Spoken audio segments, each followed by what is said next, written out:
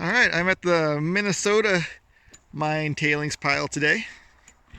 How hard is it to get here? Well, there's my car parked up there, so very convenient, very easy to reach. This is just outside of Rockland, up here in the Upper Peninsula. We're in copper country now. Yeah, all right, woo. We got the youngest rock hound here. Oh, look at that. Yeah, he found a little piece of basalt. That was nice. What we got around here is mostly basalt. This mine was mostly targeting the Keweenaw basalts. These basalts have some alteration in them. Here we see one that's got a lot of chlorite in it. All through here it feels very smooth to the touch. It's a very soft mineral. I don't know if it's showing up as black or very dark green. It's a very dark green, in fact.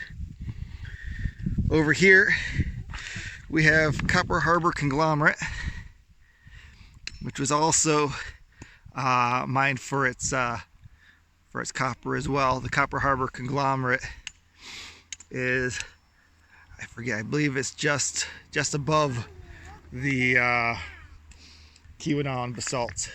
But we've been here for all of about 6 minutes or so, and the wife and kid have already found a few nice pieces to show off here. Let's see.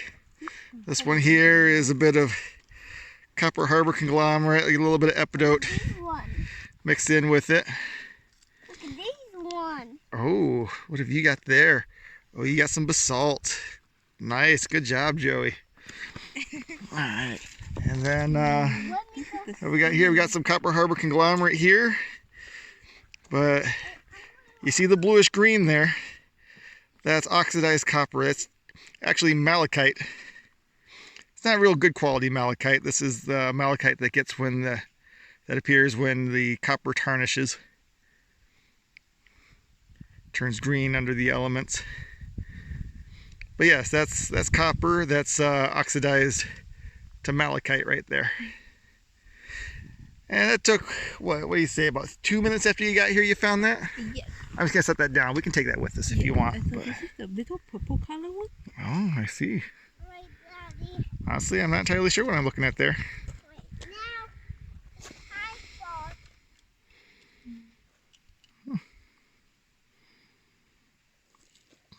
Interesting. Yeah, so this one Looks a little bit like maybe it's a form of boronite. I'm not entirely sure.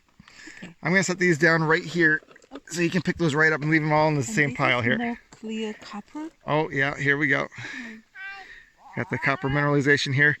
You can actually see the copper kind of in the center of the green here. Yeah. If I can turn this right way in this area here, there's the copper, and then you get the green malachite oxidation all around it. All the rest on that special. It's a bit sparkly there. I wonder if that's quartz mixed in with it. Let me see what else you found there. There's some small Let's see here. We got a nicer piece of epidote here. If we can get the camera to focus on it. And over here, we got calcite.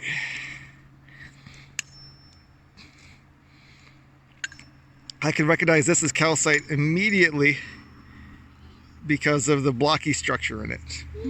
Quartz, you never get that blocky cleavage in there. Calcite, you do. In fact, what I'll do is I'll come over here and I'll prove to everybody that it's calcite here by doing the test on it. I'm going to set that right here. Oh, wow, that's a big one. Good job, buddy. Oh, you want to show the camera? Yeah. That's a pretty awesome rock. That was a lump. Mm-hmm. On it. It's got a lot of stuff on it. All right. We'll go into the trusty kit here. This is actually very difficult to do one-handed. And I'm going to unscrew my bottle of hydrochloric acid. I set it right here. Your assistant here. I got it. You got it. You keep hunting. And here we go.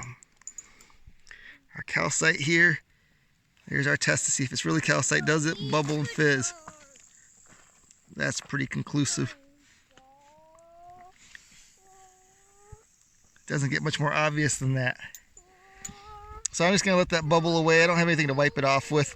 But you know what? You don't need to worry about burning yourself on the acid if we put it on the calcite and let it stop bubbling, because the acid gets neutralized to water.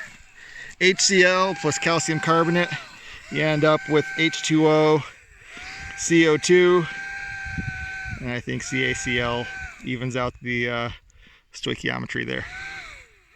But yeah, there's all sorts of stuff here. Hope to find some more to show you.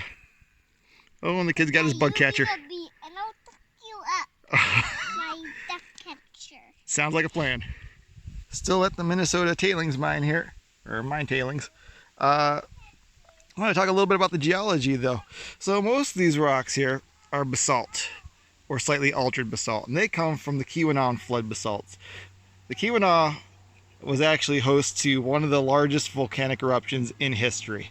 It went on for several million years and produced hundreds of thousands, about 100,000 so, cubic miles of lava. I'll have to check my numbers later, so don't quote me on that, but it's something ballparkish.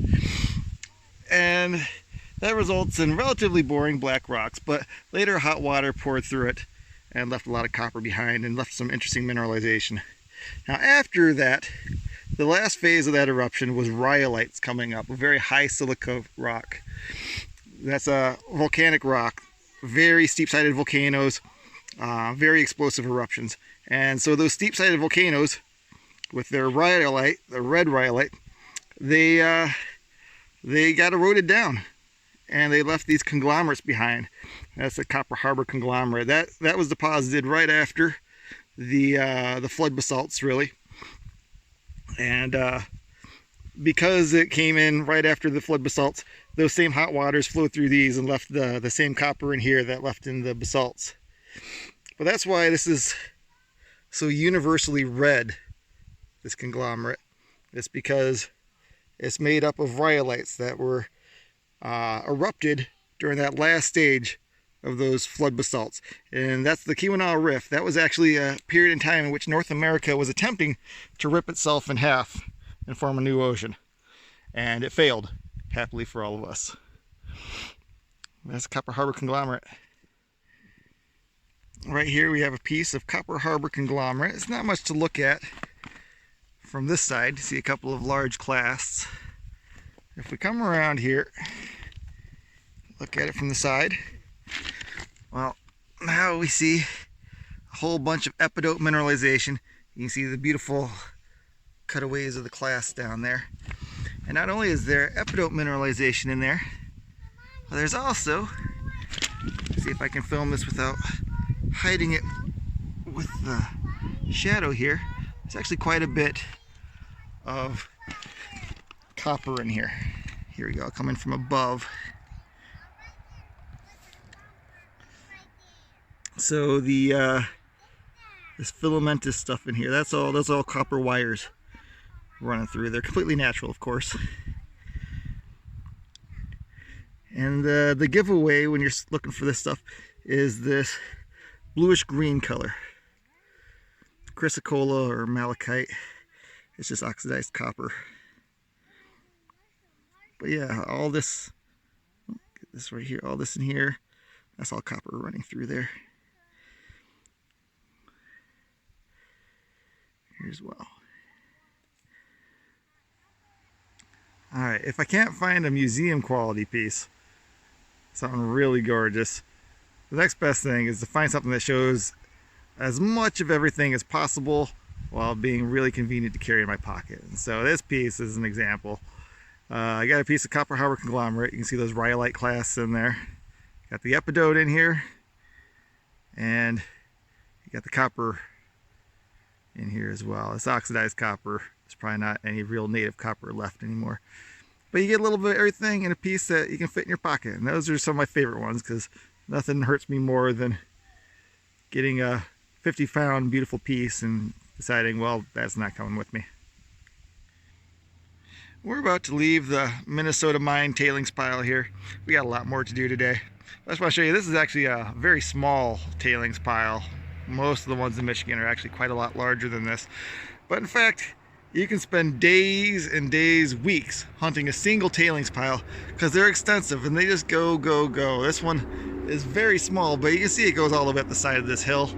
In fact, this entire hill might just be composed of tailings. I'm not entirely sure. But there's an almost infinite supply of rocks to hunt through when you come out here.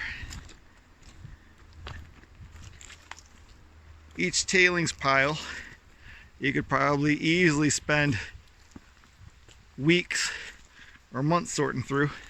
Never come close to seeing everything in it.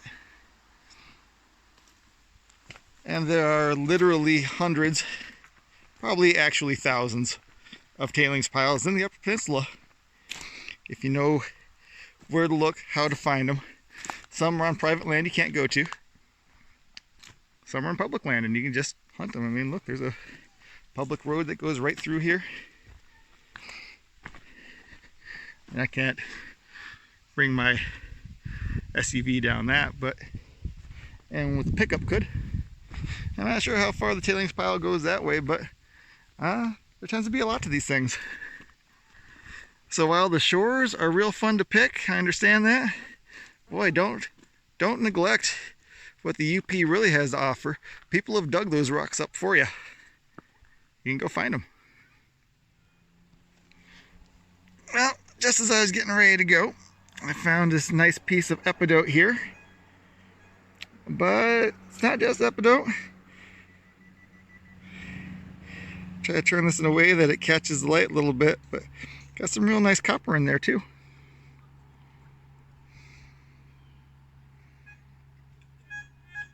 It may just be showing up as brown, but it's very metallic and reflective. It's definitely some nice pretty copper.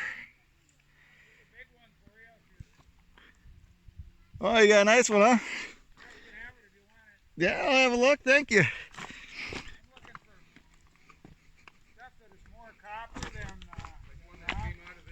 Yeah.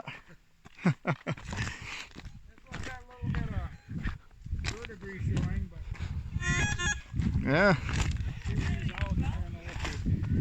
Let me see here. Ah, it's definitely got some stuff in there. I'll crack it open and have a look, see if we can find some. On this rock pile, you can have pretty much what I find. Oh, thank you.